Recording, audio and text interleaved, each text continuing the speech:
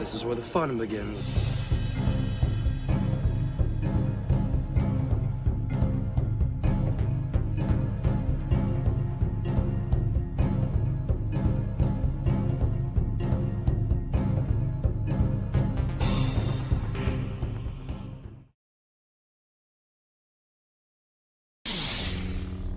Are you sure?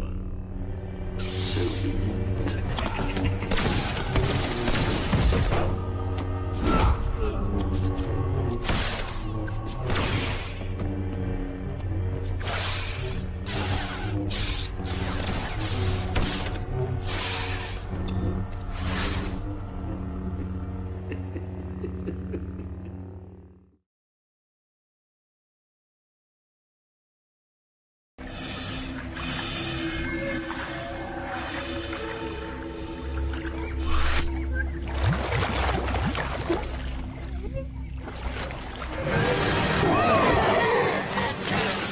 Did you miss me?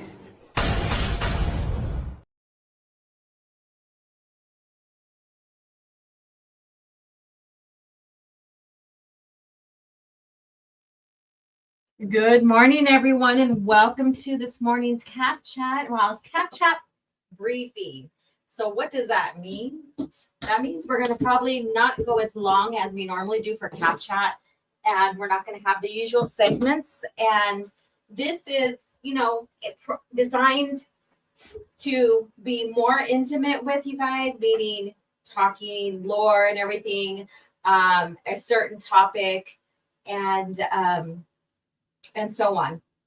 And the reason why today we're not going the usual time frame with the usual format is because I got invited to go to the grand opening of the new art lab or art building at the college where I graduated from. I got my degree from, and also where I've taught. I've been an honorary alumni teacher for the art department on almost every single year for Native American History Month, going into the aspects of history, Native American history, historical arts, and all that.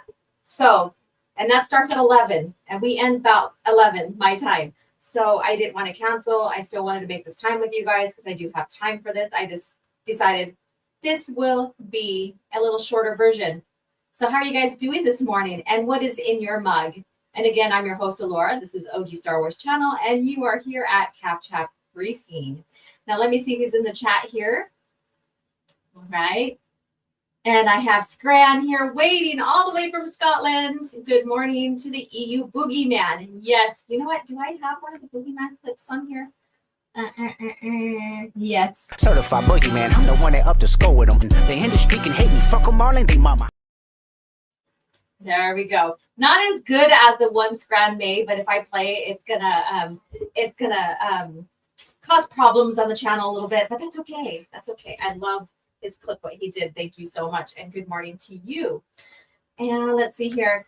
It says, everyone hit the like on the way in. Scran is driving, but listening intently, as should you be. And thank you so much. And thank you, and drive safe.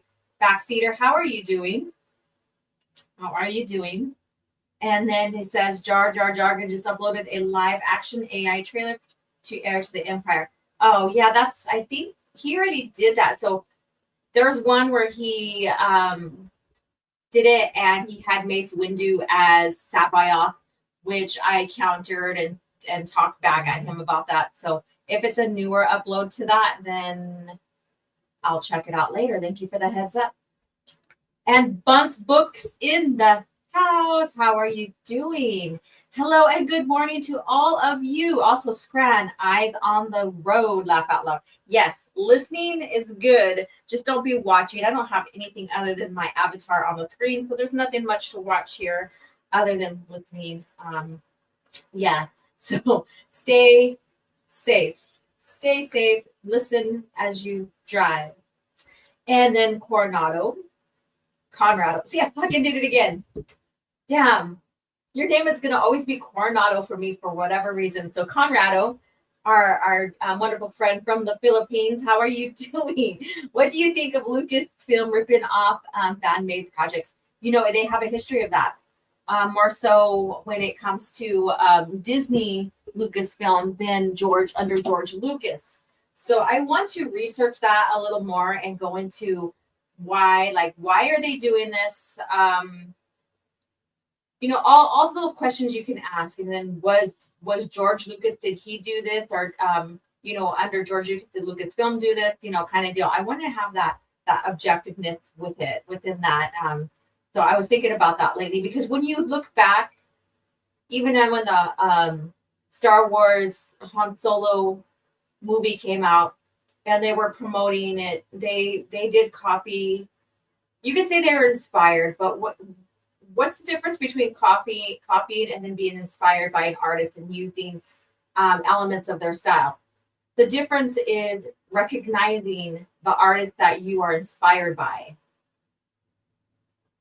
If you don't recognize, you don't give any attention to, and you don't call back to the artist you're inspired by, like when I do impressionist style work, and I'm like, I'm going to do lilies.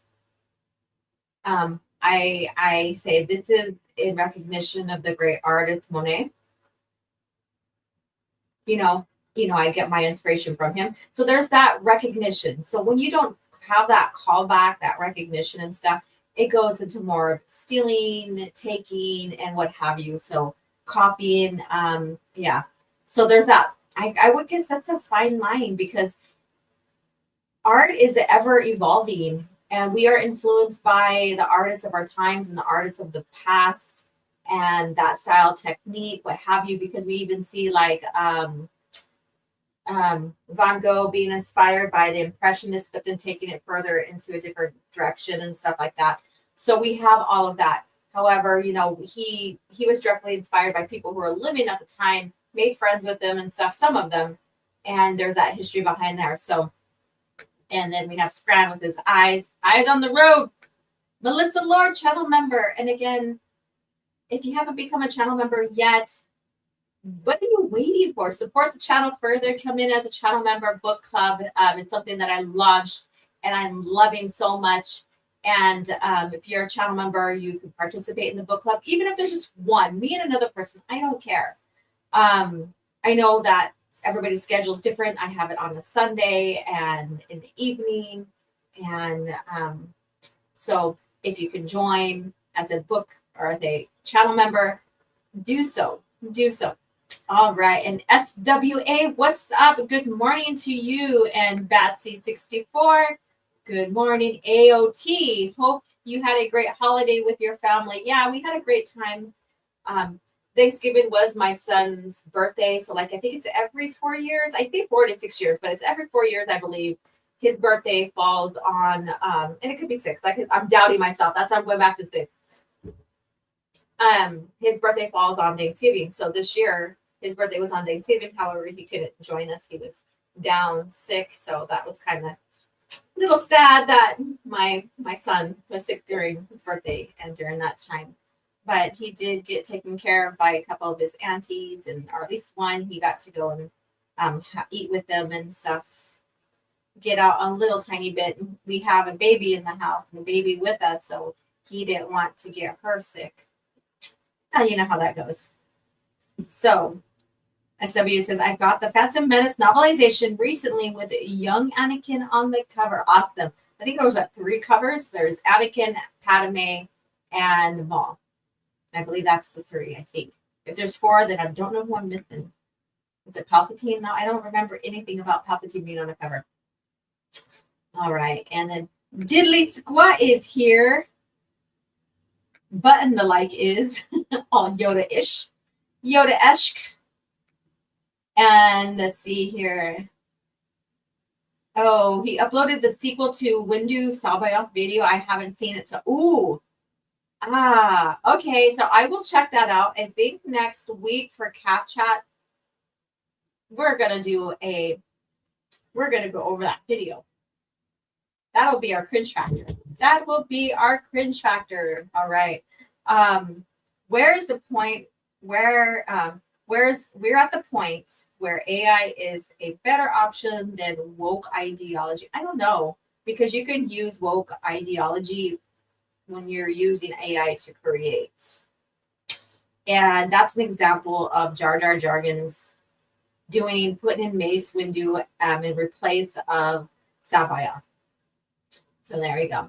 And here we go, Silver. How are you doing? Caf Chat Elitist. Yes, Caf Chat Elitist. God, I need some more clips. I need to go through my clips, take off the ones that I don't use, and add new ones. But here you go.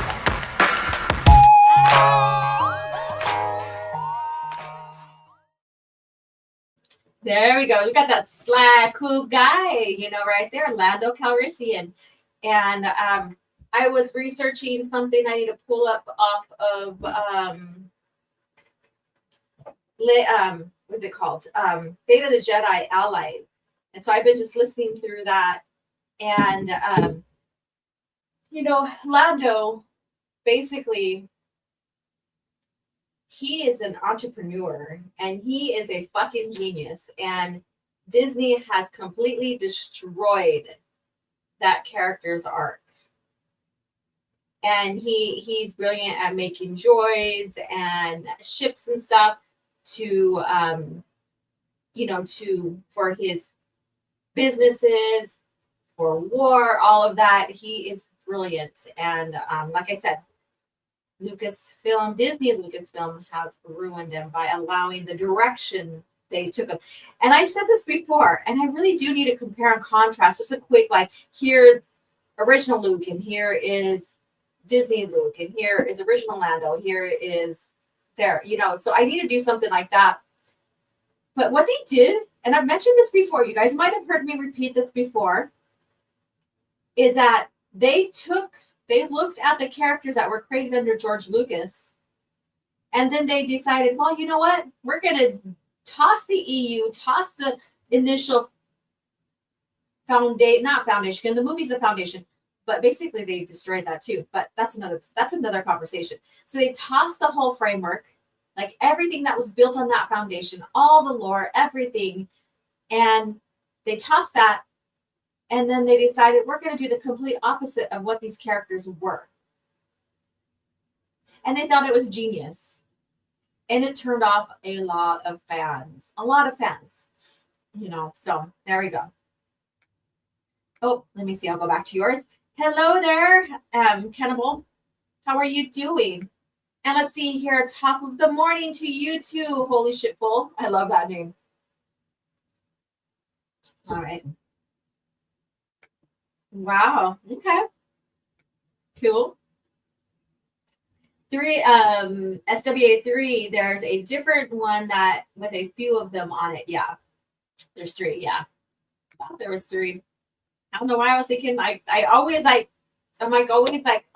myself on some things. I need to stop that shit, If I'm wrong, I'm wrong. If I'm right, I'm right, and whatever. And if I make mistakes, I make mistakes. We're human. Bud's book says Obi-Wan is the fourth cover. Really?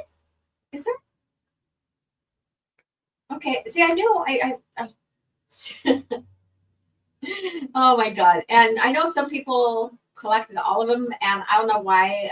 I was like, there's 3, but then I have this doubtful thing, like there's 4. Is there 4? Is there 4? All right. Down cat, go. All right. Silver says, looks like Orlando has my coffee mug on his wrist. So let me see. I want to see. What was that?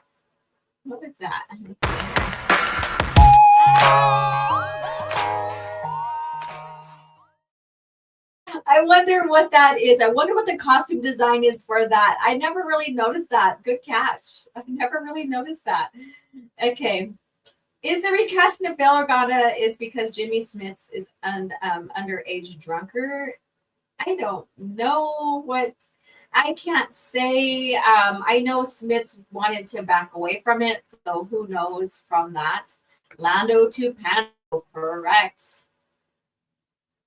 Let's see here. And I don't see our soul assassin just yet. Where's our Vato at? Wonder what's going on with him.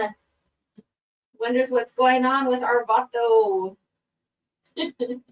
He is missing. Hopefully all is okay. All right. So I basically said hi to everyone, and I'm just chatting with you guys in the chat here. And so what we're going to do today, I didn't even do book of the week or Lucas Facts. Even I've done that before, I believe, for Caf Chat Briefing before. I didn't. One thing that's been going on with me is I have like a molar crown, a tooth molar crown, I guess you could say. And for whatever reason, I have some pain going on underneath it. Now, the nerve has been taken out because that's what they do when they give you a crown. They totally remove all of that and whatever. So I don't know what's going on there, and it can't be the next tooth next to it unless those roots are, I don't know. Anyways, so I have tooth pain, and so I was just taking it easy and trying to nurse it back to health, I guess you could say, so I don't have to go to the dentist. But after today, if it's not reconciled, if it's not feeling better, I'm gonna have to. So I just been taking it easy, not stressing about everything. Got invited to the grand opening of the art facility, new art facility on campus where I graduated from. And so I was like, you know what? I'm just gonna do Caf Chat Briefing. We're gonna talk a little bit about New Jedi Order lore, which we are getting ready to right now. And then also go over the Alston verse. What is the Alston verse? We're going to go over to that. For whatever reason, well, I'm not saying for whatever reason. Since myself, Purist, and others like Scran and had created this new Jedi Order Renaissance, we have been seeing people trickling in and picking up the books and starting to read and all this. And even the Legends Expo people have now announced that they're going to start rereading the New Jedi Order as well. And there's a lot of conversation now around it because I believe, and I wholeheartedly believe, we are the influencers of this New Jedi Order Renaissance that's going on.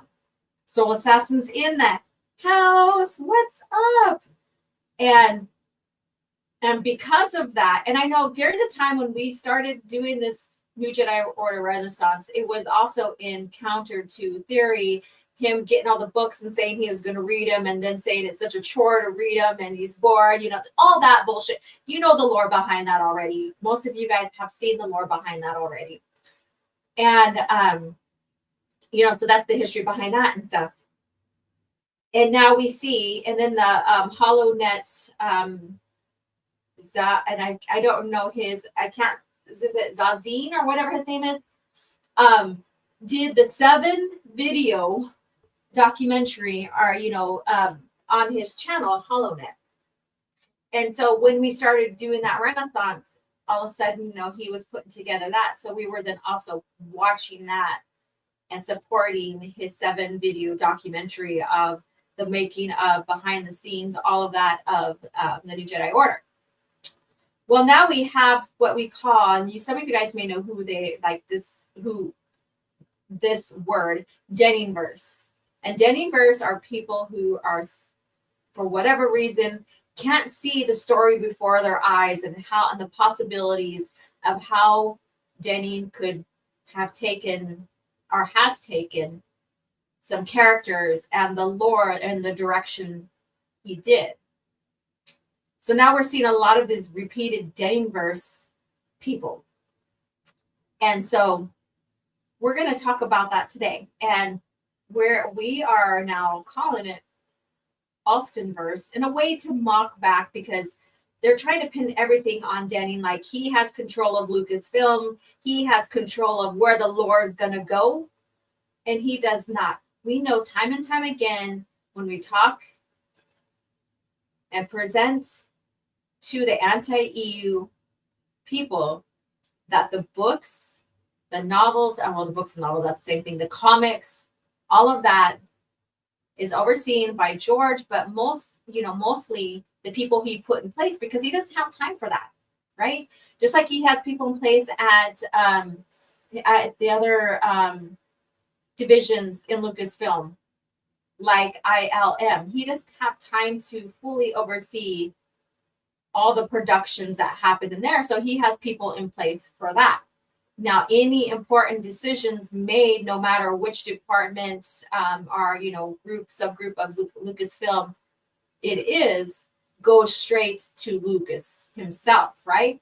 And that's even regarding his movie characters that are rewritten, or not want to say rewritten, that are continued in the EU, continued in the story. And that goes with important plots, important stories that may affect the lore going forward. So we know the complete history of that. Now it's stopped because Disney Lucasfilm decided to toss it, so they halted the EU for their version of the EU. But we know all the dynamics behind that. So Troy doesn't have the right to say which way the lore is going to go. It has to be approved by Lucasfilm and the higher ups as well. And Lucino, when he wrote Unifying Force, he thought he was closing the EU. He thought the EU was going to be done with that. And he's talked, and I've listened to an interview like 2 days ago of him talking about how he thinks that they're stretching the EU thin, that they should have stopped it at New Jedi Order. I'm paraphrasing, obviously. And he was putting the EU, he was concluding the EU in Unifying Force. And Lucasfilm had other decisions. So you have that going on. So there's this lot of push and pull, but people are like, Denning ruined the lore going forward, blah, blah, blah, and Lucino wrapped it up and, whatever, but it's not Lucino's decision to wrap up the EU. It is Lucasfilm themselves. And it is not Troy's decision on which way the lore should go. He presents it, it gets vetoed or it gets approved. And from there, then you design, and whatever you design the lore going through gets approved or not. And there's a whole structure behind that. So I can go on about that. So anyways, I have this up on the screen here. Tooth pain. I got the dentist. I go to the dentist. Sounds like a bad job the dentist did. Yeah. So we're going to talk a little bit about that as well. But we're calling it the Alston verse because even Aaron had given direction towards and was on board towards someone going dark and Vergere, who she is, all of this. So there's all of that structure there going on. Let me see what you guys are saying. Let me see. Yes, follow me on. You're currently reading the Tires verse. Tires verse. I think I seen you mention that on your Discord.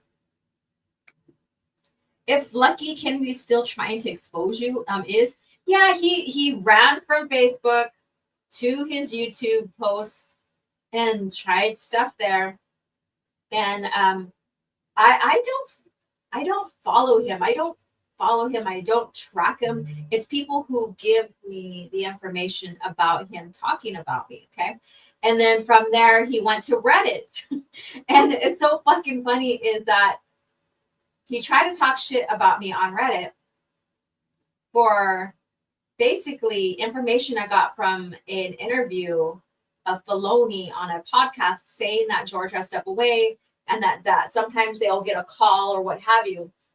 And so I shared that. He said that he was saying that this is fake information basically, and I don't have a source to it, blah, blah, blah, blah.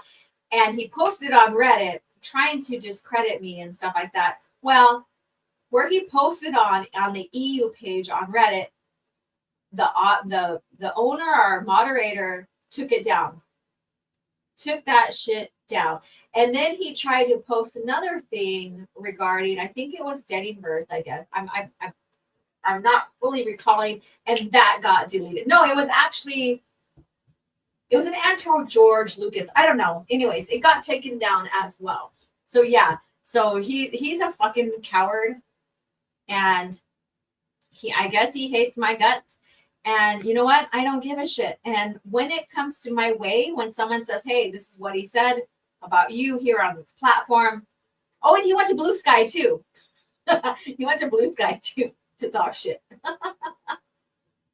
What a pathetic loser. So this is what I am. I am certified boogeyman. I'm the one that up to score with them. The industry can hate me. Fuck them all and they mama. And also, Bitch, sit down. Be humble. Sit down. Be humble. Sit down. Bitch, sit down. oh my gosh, I try not to keep track either. Just curious. Yeah, I don't. It just gets sent to me, and I thank you guys to those who see and send me, tag me, or share with me who said what about me on a different platform after blocking me off of Twitter and then blocking me on their YouTube or going running away elsewhere to talk about me. Thank you so much. It just keeps me in the know. And I think it's kind of funny that they get so caught up with me, what I have to say, block me, run from me to go talk shit elsewhere. That's cowardly. That's fucking cowardly. And you know what? It's entertaining too. It's fucking entertaining. So anyways, I'm not upset about it. Not in the least, not in the most. There's nothing. I think it's fucking funny. I do. I honestly do. It's like, okay. First of all, you're going to create people who are curious about me. They're going to find where I'm located, my channel, my Twitter, and see what I'm about. See what I'm about. It's going to draw attention. And it's funny. I've said this before, like with, like with the Gatekeepers Alliance and elsewhere, even on the spacing and stuff like that, is that, and we can all agree, even bad publicity is still publicity, right? It still brings you attention. And that's what we see grifters do all the fucking time, because, even how wrong they could be in something, just like Stormtrooper or Shield Trooper did with Ayla saying that she's the only Jedi that never has wore a Jedi robe. And I'm paraphrasing, I don't have it in front of me. I myself corrected. First, it was Purist that corrected, and then I decided to go back and say, not only has she wore her robe before, he probably doesn't know the story why she dresses the way she does. There's lore behind why she still dresses the way she does. And I think it's very interesting that someone can go and say something so idiotic without researching the character. And then so he had a hissy fit regarding it, saying, "Oh, I was only talking about a hot Jedi chick, you losers kind of don't." Like, and I'm paraphrasing. And I'm like, this is what he does. He deflects after being corrected. And you know what? If I was corrected on a statement like that, I'd be like, oh crap. Okay, well, let me know the comics that this came from. I want to read. Right? I'm like open to shit. I'm like, hey, okay, I was fucking wrong. Let me see what, comics this came from. So, no. Yeah. So anyways, I'm telling my cat because I like in my art studio, I have like a lot of bead supplies and the rhinestone banding. And so she got a hold of my black band rhinestone banding because it's sparkly and fun to play with, and a sparkly type of string. Go on, go. There we go. So never a dull moment in the studio, never a dull moment in what I do, in my life, even when shit goes down or something is very, very peaceful, quiet, or whatever. A lore guy. I love it. You know what? I don't take offense because my whole life, my name has been misspelled, mispronounced. I like Alorca. I've been called Alorca. Hello, how are you doing, Jano? How are you doing? The Jedi only used lightning because it was cool, OG. And there's that too. All right. So, like I said, this is Caf Chat Briefing. I've been chatting with you guys this whole time. Now, I just wanted to touch bases because I was still wanting to keep track of our where we're at in the timeline of New Jedi Order. And I did, like I said, I didn't prepare Book of the Week. I didn't prepare Lucas Facts, none of that. And I did not prepare any slides either. So it is what it is. It's a briefing. We're here to have fun and talk and stuff. So, New Jedi Order. I wanted to cover the New Republic stuff. And like I said, this is not a book review. This is just talking about events of Star Wars, or not Star Wars, of the New Jedi Order in the Enemy Lines 1. And then, of course, we'll get into Enemy Lines 2. Now, the New Republic, we know I presented to you guys already how Wedge and Luke pledged to have a secret resistance. And this was to safeguard the galaxy and the New Republic. If and when the New Republic falls. And they talked about their fighting style back in the OT, back in the early years when it was under the Rebel Alliance. How they would fight soft style against the Empire. And now they're fighting hard style against the Vong. And they're feeling that this hard style that they're going at is not being very effective, whereas they need to go back to their tactics of soft style as well. So, and this they're creating this secret group, and they're also creating alliances, I guess you could say, in different areas of the galaxy, different worlds and stuff like that. And like in each area, like sector and the planet, only one person under the resistance is known. So they're like their identities on who fully is holding this resistance to fight against the Vong, safeguard against the fall when the New Republic falls. They don't know who exactly leadership. And the group that they formed is like, I think it's like Gavin, Cornhorn, Luke, Mara, Talon Card, Wedge, and Tycho. And I think I'm missing one. I might be missing one.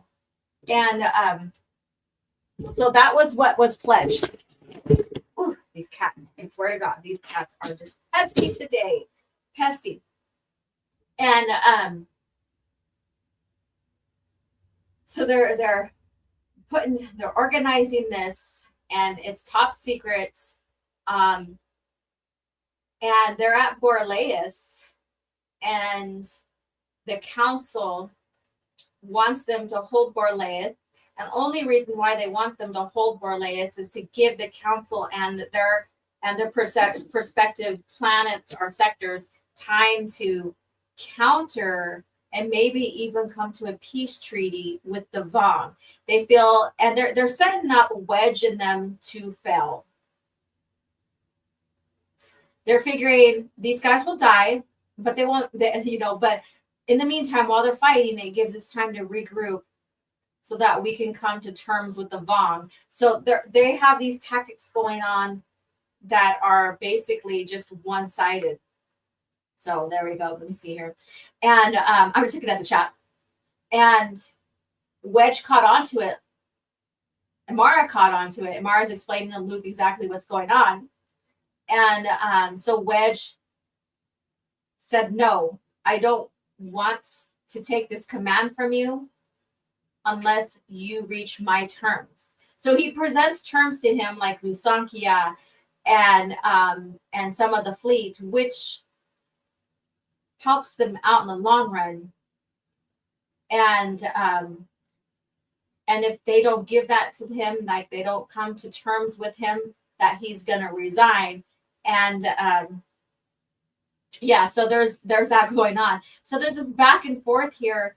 Wedge sees a bigger picture, almost like he's a Jedi, of preserving the galaxy, combating the Vong, while the council is like, we're going to sacrifice these people on Borlaeus while we scatter to our prospective planets and sectors, prepare ourselves. And if they fight hard enough, the Vong's going to see honor in that. And when they see honor in that, then they might be a little bit less stricter on us with what they're going to oppose. We can come to agreement with them, all of that. What about Dopey Luthen? I thought he was a better character than Wedge. That is hilarious. That is hilarious. So I wanted to point this out with the New Republic, where they're at with the New Republic. And this event, this setup for Wedge and them to fall or be sacrificed, basically,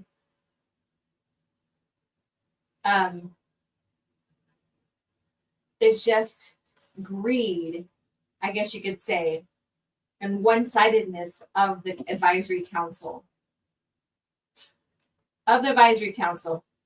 So I know a lot of you, if you're rereading, you might not be at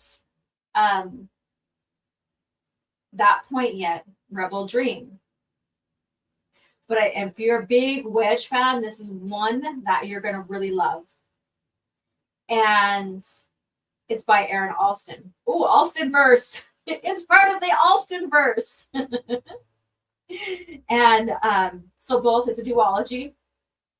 I've been rather enjoying this one here.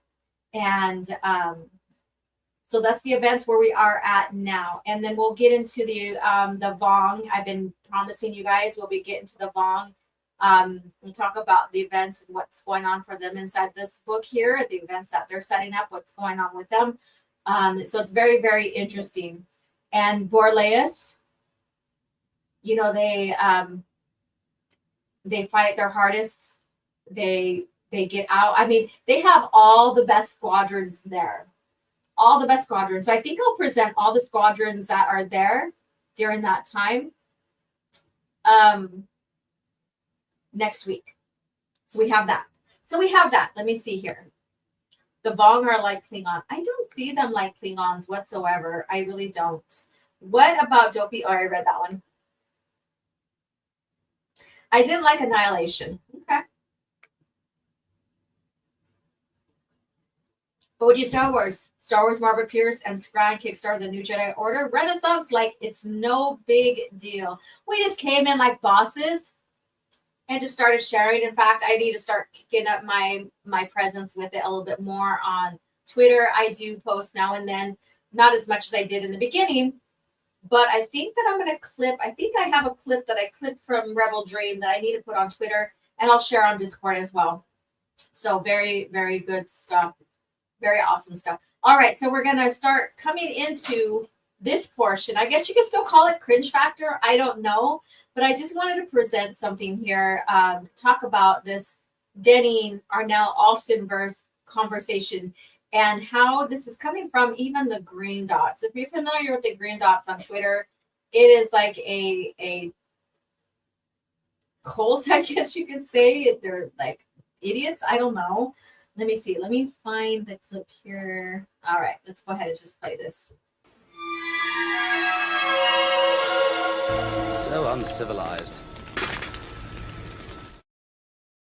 So these people from even that weird ass group are even now revisiting the New Jedi Order. Again, I think we have influenced a lot, whether you're on the George Lucas era of Star Wars or Disney Star Wars. People are paying attention to what's going on with us and the New Jedi Order. So let me go ahead and play this. I had fought the worst of all wars and witnessed the redemption of evil. I have seen balance restored to the Force.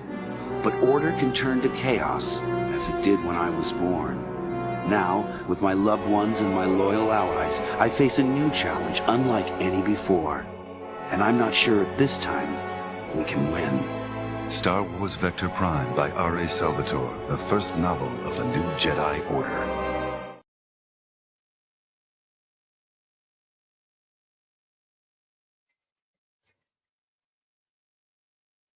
All right, let's see here. So let me pull up that.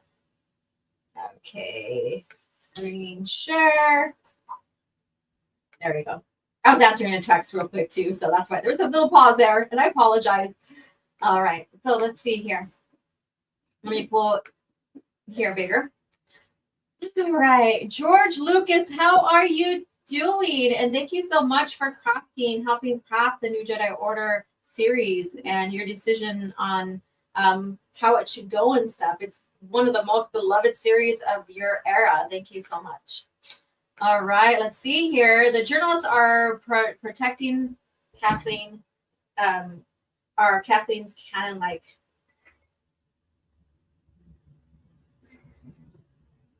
All right, let's see here. So this is what's going on. Like I said, you know, the New Jedi Order Renaissance, you know, and in a way, this it's kind of funny saying this in a way. Thank you, Theory, for sparking this renaissance after complaining that it's a task to read. Oh, it's boring. And even though you know, were only listening to the abridged version of Vector Prime, you know, all that, and not getting into the full extent of the story, and you can't tell which series is what when you read, you know, you're all that. So thank you so much for sparking this renaissance and igniting us to bring it forward to prove how beloved the series is, how much it was, you know, beloved within the fandom during the time, George's involvement, all of that. So now let's get into this. So we're getting into, like I said, Lucino thought he was closing out the EU. He was so wrong about that because it's not his decision. It's Lucasfilm's generally. And he's talked against Lucasfilm on that too. So there's that. I love Lucino. I love what he contributed, his writing, the books, all of that.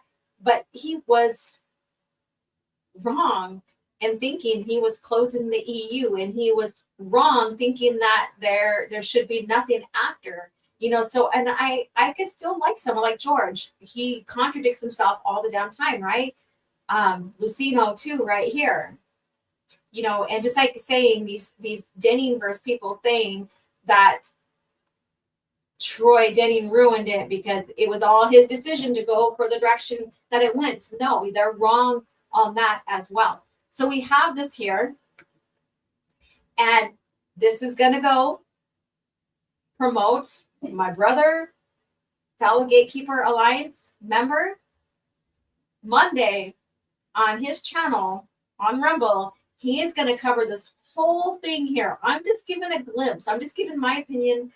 He's going to cover this whole thing here, this Denning, Alston-verse thing here that's been going on. And so stay tuned for that Monday on Rumble, his channel. Go watch. And I'm pretty sure he probably is listening in. I need to link in to Rumble through StreamYards. I might change to OBS, but I'm so used to StreamYards and the handy tools. But that is going to probably be a making. I might just use this to record videos and edit videos. I don't know. But anyways, don't be a Rumbleist. Go support Purist. Yes. And yeah, so I'm still making on Rumble. I remember I used to be on Rumble. I used to cross stream over there. And then that discontinued, and I got to relink it. Today wasn't one of those days I thought I was going to be there linking it, and it's not happening. And I apologize, but we will be on there here pretty soon. Maybe I'll take time Saturday and link and do a live stream and talk with you on a Saturday. Yeah. Follow Bane Purist on Rumble. There you go. So subscribe. And I need to make it a habit of copying my fellow Gatekeepers Alliance's channel links and put them in the description below. I am like so sorely lacking. I am so sorry. But anyways, back to the topic. Back to the topic. So this guy too is also reading through, and he began after we began this whole huge renaissance and stuff. And he since then become a green dot. So there you go. And what? Go. And he says the fumbling of the unifying force post New Jedi Order is 100 times worse than anything the sequels did to the OT, by the way. So what do you think about that?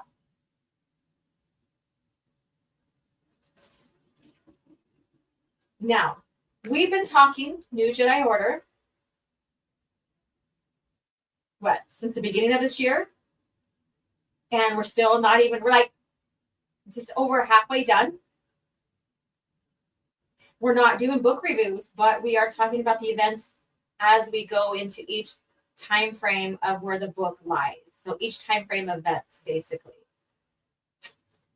And I want to carry this on into Legacy of the Force. So how many people have read or know of Legacy of the Force? Of course, many of you guys know Jason. Many of you guys have been here from the start and have noticed how they use Kylo Ren as a knockoff to Jason Solo. Many of you guys have talked about this on Twitter, on channels like mine when I've talked about this, and has defended Jason Solo against this knockoff of Kylo Ren. And you can even say they try to mirror, in a way, an aspect of Rey as Jaina, even though they're not twins, like Kylo and what's her name, Rey again, is not twins. So you have that. There's that thing. You can see elements, then you can see elements of Dark Empire, you know, and stuff. And it's funny that there was no direction. Kennedy, JJ, Ryan, they have spoken about it was never planned. The sequel trilogy treatments that George sold them was not used. And so they had no direction. They didn't know where they were going. They didn't know where they were going. But we've seen the evidence on what they were trying to do. And I think, no, I don't think, I know, one of the writers, creators for Rise of Palpatine,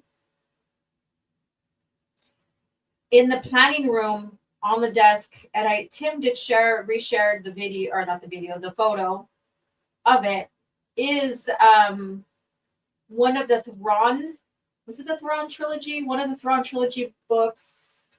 I think it was Dark Forces, I believe. I don't remember. It was one of them. So you know they were scheming through the EU to get ideas and how to write these. Now, I would have been surprised if you didn't see any comics or anything up there like the omnibus of Dark Empire. I wouldn't be surprised whatsoever. But again, they didn't have a plan. They didn't know where they were going to go. So they looked to the tossed out EU, I guess, for guidance.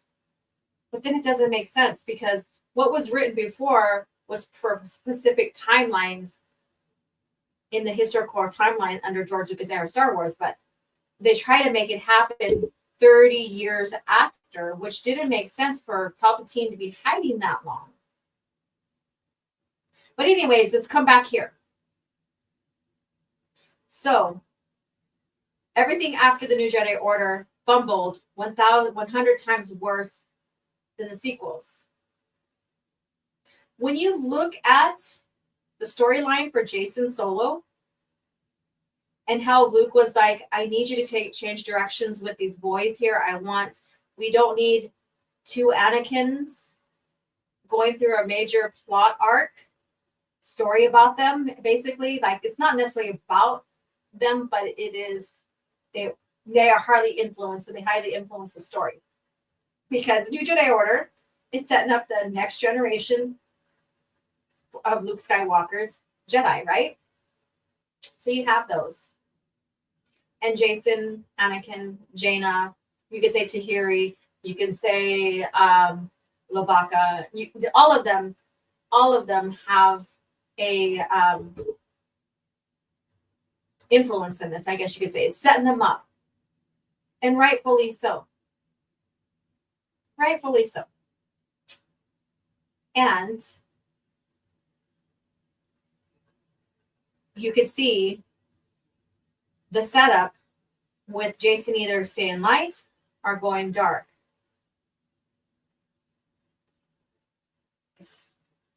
It's not just one direction. And I think they fumbled. No, I don't think. I know they fumbled Brigire's character so bad because they wanted her to be like a Kriya, I guess you could say, or maybe Kriya was influenced off of her. I don't know. So going into the Old Republic, for my Old Republic fans here. So Kriya presents philosophies and directions about the Force that makes you wonder and question your position as a Force user, right? And she also believes that the Force needs to be destroyed. So we have that. Well, Brigere has near the same philosophy. And she makes you question the Force. She makes you question things. And already Jason has been doing that. Witness as Old Republic fans, yeah. Vergere was handled, I would say, poorly because of how they try to make her so ambiguous with the Force.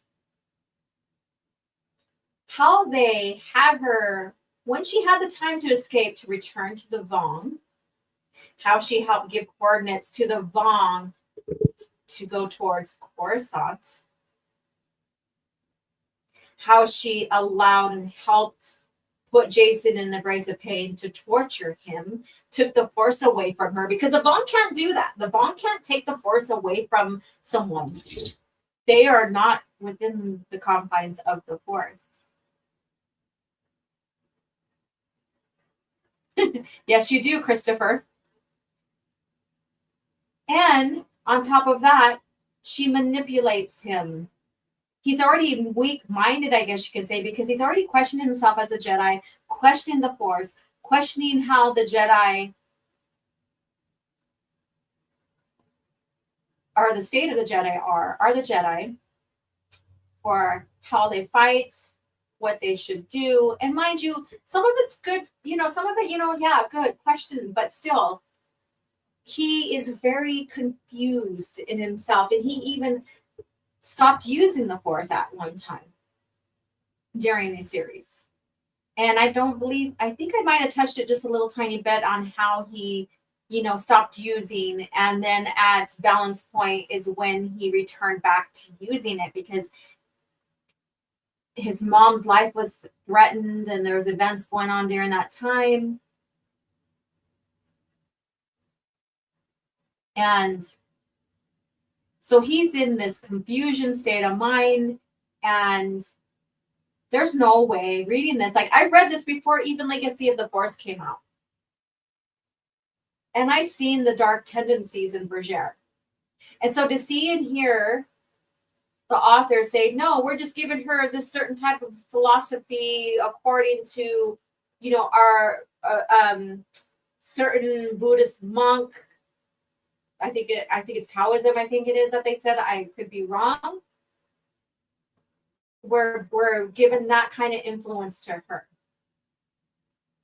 and that she's supposed to be like Yoda of the time there. But Yoda never would have fathomed torturing a Jedi during that time. He would never return back to his captives.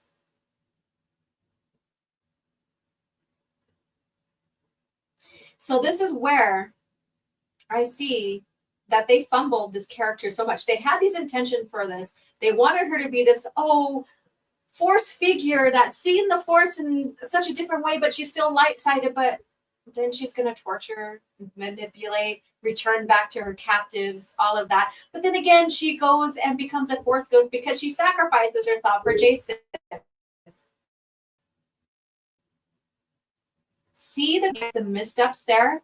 And then when you look back at the lore, Force ghosts, and I know during this time they started developing the PT and the lore behind the Force ghosts and stuff. So again, this is where I'm gonna say it's a misstep still, but then also misunderstanding maybe, or maybe because the lore of the Force ghost wasn't fully developed just yet. I have to look into that, because I know Dark Empire, you could say, not Dark Empire, Dark Forces, you could say that towards that as well. But for the Jedi, they had lost the ability, the training, and all that over decades on how to become a Force ghost. So she wouldn't know how to become a Force ghost because she is of that time frame.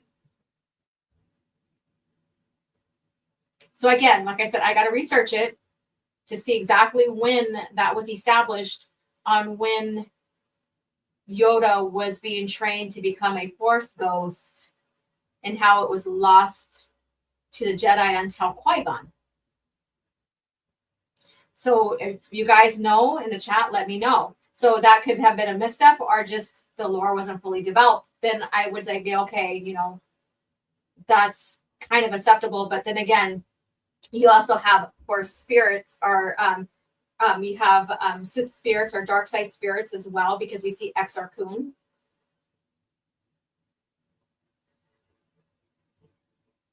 And so then again, it doesn't all tie together. Misstep, yeah.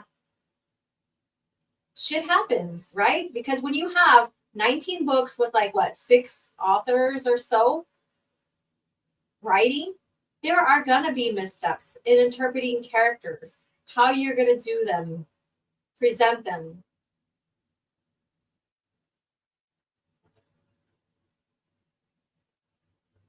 Lucas Gerson, I think he started beginning to read it from what I can see, but I can't say for sure. And I know Dennyverse haters are pathetic. There's a big one called Arm. Her name is Arma, or his name. And they have been trying, this person has been trying to counter me since I've been talking against them. And Monday on Pierce live on Rumble, he's going to go over a lot of this. He's going to expose, he's going to talk about why we're saying it's more or less Alston verse as well. And it's not only to show that Denning isn't the only one creating this lore under the guidance of Lucasfilm. It's also Alston and the other authors, but Alston's the one major one that was pitching everything in the same direction as Denning. And then there's that Berger Compendium or whatever it's called. And that will be discussed there as well on Pierce's channel and stuff. And that was just when the direction of the lore was pitched past New Jedi Order. That is something that Troy Denning wrote to show how Berger can go or has become dark-sided or a Sith apprentice or whatever. And it's a 27-page. It's not a published work, so it's not a canon thing. It was just a pitched idea of him researching, looking at her actions during the time of New Jedi Order to pin together how it could be possible. And when he pitched this to Lucasfilm Licensing, Sue Rustoni thought it was brilliant, because at the time she's like, how could this character be the way it's being pitched? So when she went over his ideas, she's like, that was brilliant, because then she got to see what we see as readers, why and how these circumstances with Berger happened. And again, no Yoda would allow torturing, would not manipulate, all of that return to the captive. She was written dark side tendencies. I wouldn't even say there was no gray lines in there whatsoever, but there's no such thing as a gray Jedi anyways. There's no such thing as in between. Light is balance, dark is imbalance. Let's see here.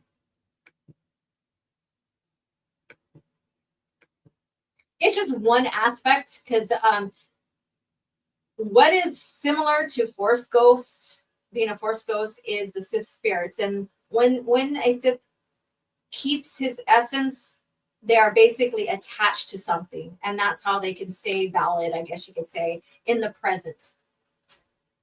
They think Denning is some kind of Filoni too. Wow. Disney creativity is to take elements of the EU titles and give that to their projects so they get the credit. Yeah, we've talked about that before. Exar Kun was kind of different because he bounced his essence to the temples and he was still alive. Well, he was basically a spirit basically. Yeah, but I get what you're saying. And so there's that. So I will research this, but I wanted to discuss this a little bit, and we're going to close out here pretty soon because I got to get ready. So we have this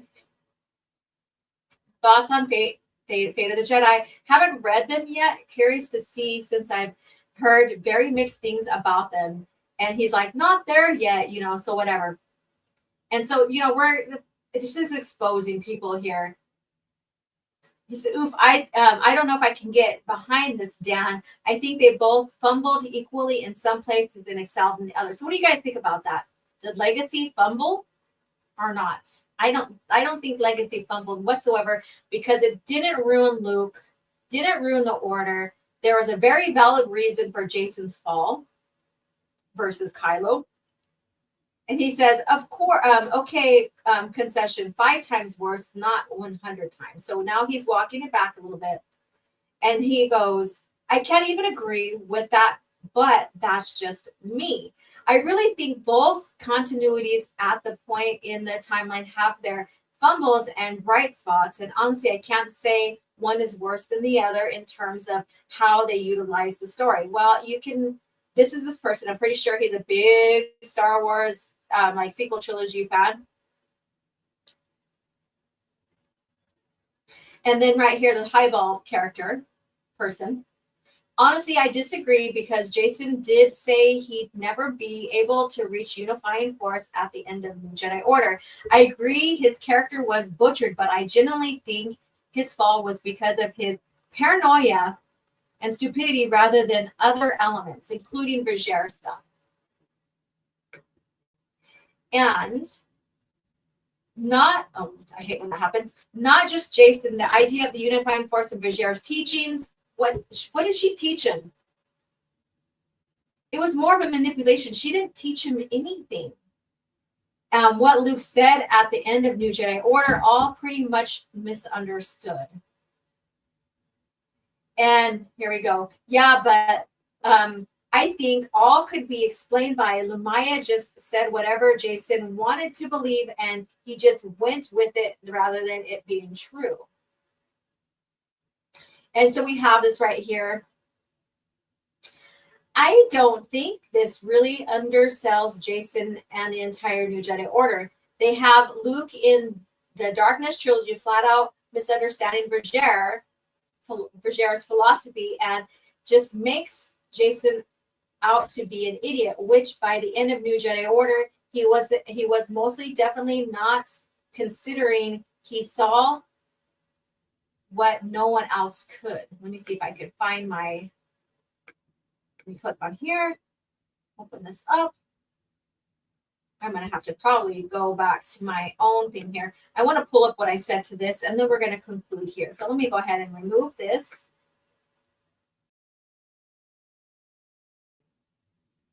There we go. And let me get what I need to get up on the screen. Stop this here. And let me find that. So I think I responded to the Gabriel. Let's see here. I'm scrolling to it. And I have another one I want to share. Here we go. All right, I'm going to share here, and then I'm going to share one more thing, and then we are going to conclude here so I can get ready to go. Cook some breakfast, hopefully, and then get ready to go, because I'm starving, and I know my son-in-law is probably starving. All right, so here we go. So here's what she said, and I already read that. And I said here, this is my reply. Luke wasn't misunderstanding Viger. He was questioning her philosophy and also seeing how she was talking, or how she talked was like Vader and Emperors, basically their way, and which made him cautious too. So Luke was cautious about her. He wanted to learn more about the Jedi of the PT era, but then he was noticing how she was talking was very different than Yoda's, how he was taught and trained by Yoda. And so he was like very confused in the sense of how she was talking. He was very cautious. And then she noticed how her way of philosophy, viewpoints mirrored or seemed like Vader's and Emperor's. And she even seen that with Jason. So I thought that was very interesting for her to say something like that. Let me go ahead and find the one post I want to share with you guys, and then we're going to conclude here. Let's see here. Here it is. All right. Let me pull this back up.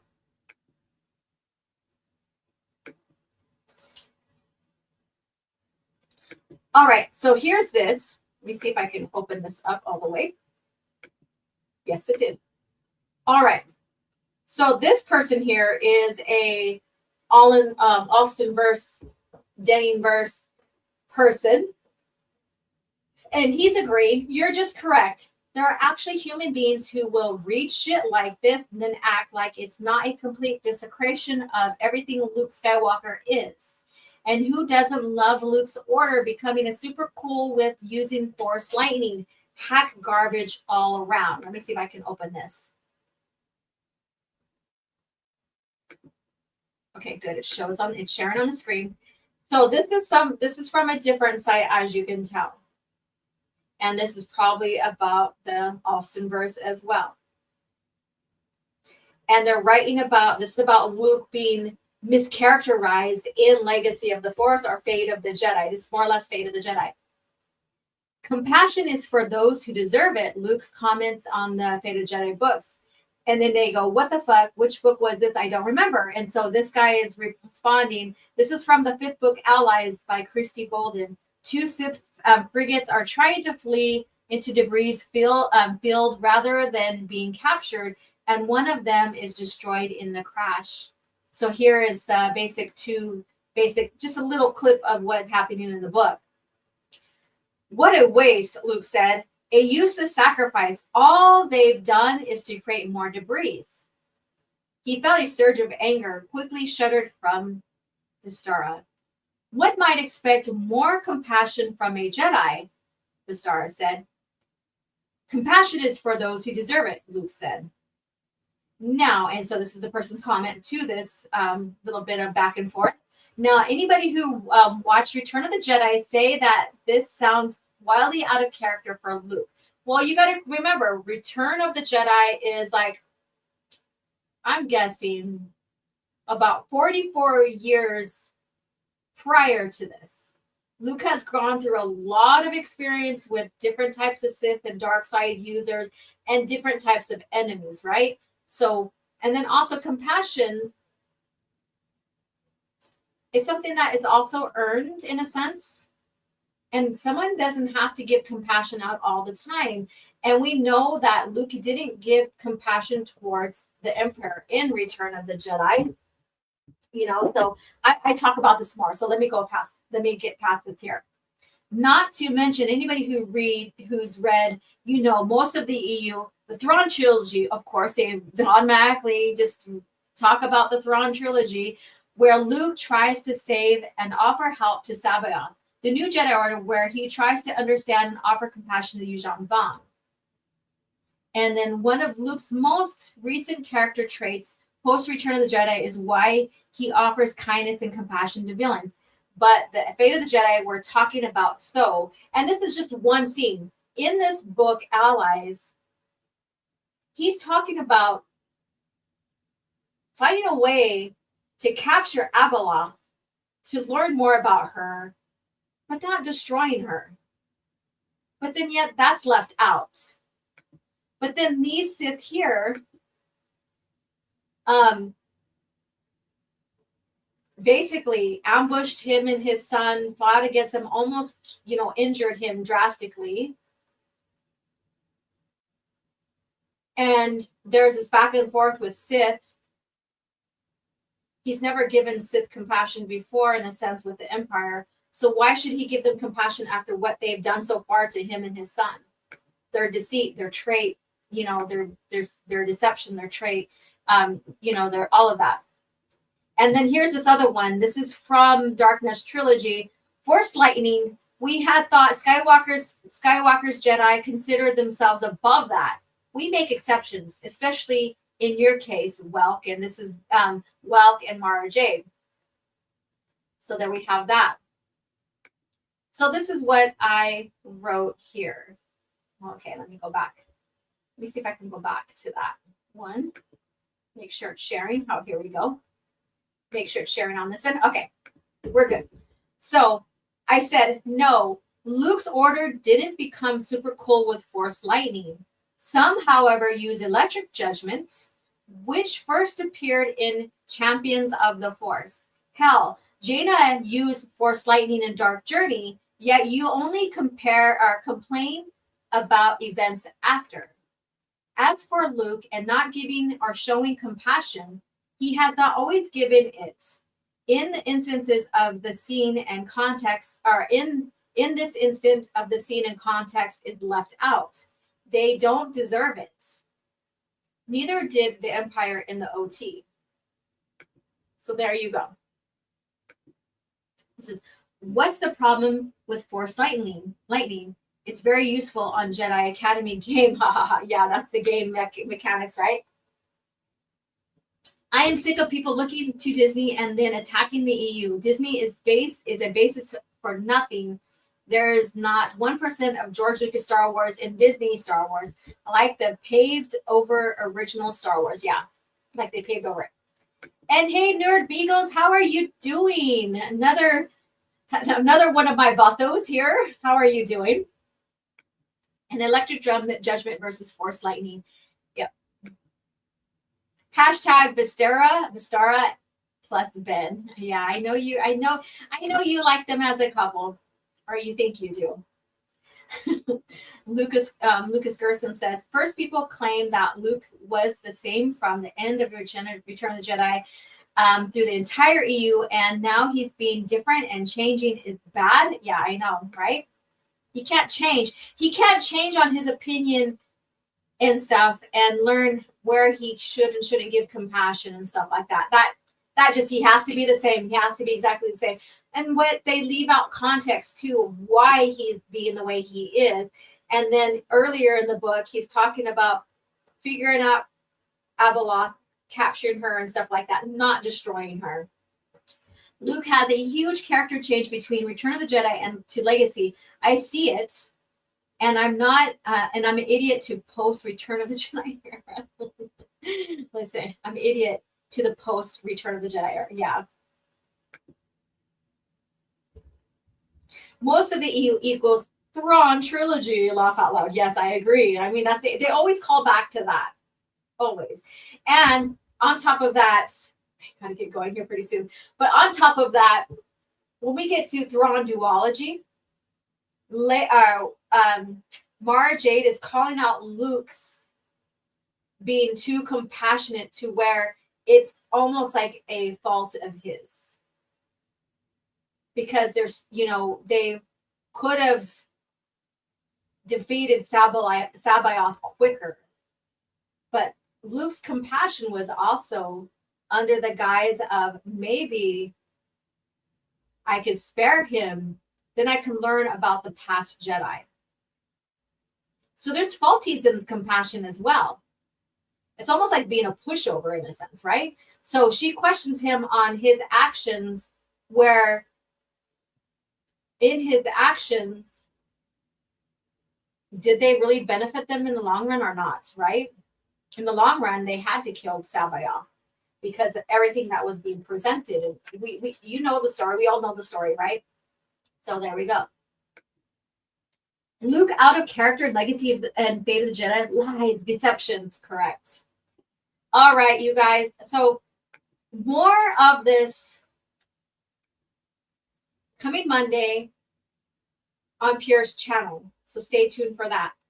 I'm just covering what I want, what I see and stuff. He's going to have a broader view on this, which we've discussed in private in our Gatekeepers Alliance chat on Twitter. And so I highly recommend you guys be there for that show, going over that and calling out these people. And there also dishonesty about them as well. So stay tuned for that. I would more on the lore aspect, and I'm pretty sure he's going to cover lore aspects of it as well. So, but he's going to go more in depth than I have. So be there for that. Be there for that. And I'm going to read this one here. Luke's a big character on the original saga. He's complex and deep as a ocean. He's He was through so many shit since Tatooine and Yavin 4. He evolved as a Jedi, as a rebel, as a pilot, and as a human being. Correct. At last, Luke has not gone, Jake. Yes, he has not gone. He has not even disappeared, all of that. So there you go. So thank you guys again for tuning in for Caf Chat Briefing. I got to feed myself, make some food, feed the household, and get going to the grand opening. So you guys have a great day.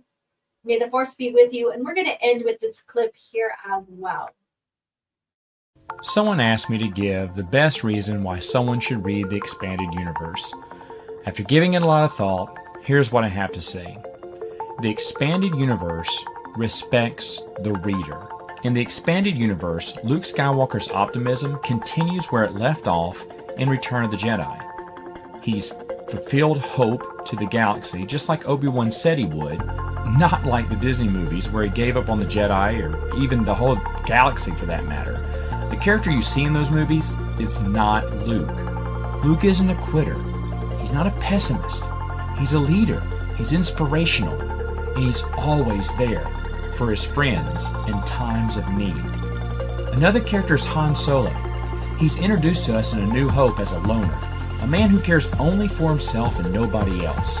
But by the end of Return of the Jedi, that all turns around when he finally finds friends he can trust and a true love to spend the rest of his life with. And that's exactly what he does in the expanded universe. Han is a devoted husband and father to Leia and their kids. He loves his family above all else. In the new movies, Han turns out to be a selfish deadbeat dad who ran out on his family when things get tough. It's a complete 180 from the character that we saw from Return of the Jedi. Now, another thing the EU does is it rewards its readers. Attention to detail when it comes to continuity has never been done at such a level as when it was performed by the expanded universe. Avid readers will constantly be rewarded for their diligence as comics, novels, video games, and even children's books share connections throughout the entire series, making it almost a flawless, continuous story. And though it has its minor flaws, it's still the best overall story and continuity out there, period. That's what the EU does. It respects and rewards its readers.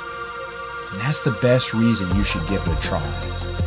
Long live the expanded universe.